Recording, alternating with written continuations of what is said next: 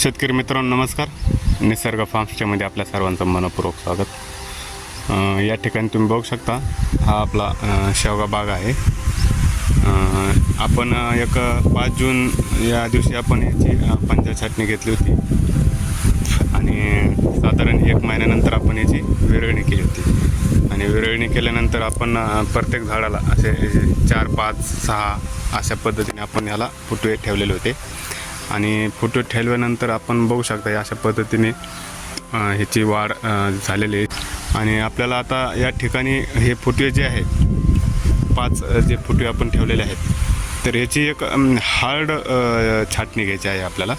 कारण लक्षपूर्वक हा व्हिडिओ तुम्ही बघू शकता, कारण ह्याच गोष्टी खूप महत्त्वाच्या असतात आणि ह्या प्रॉपर गोष्टी मला वाटत नाही सोशल मीडियाला तुम्हाला कुठं सापडतील म्हणून.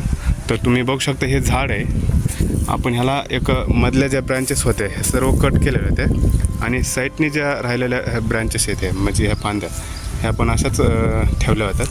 तर आपल्याला आता ह्या फांद्याची जी साईज आहे ही साधारण 3, 3.5, 4 फुटापर्यंत झालेली आहे. 2 फुटापर्यंत ह्या स्टंप ठेवायच्या आहे झाडाला आणि तिथून वरचा भाग पूर्णपणे कट करायचा आहे.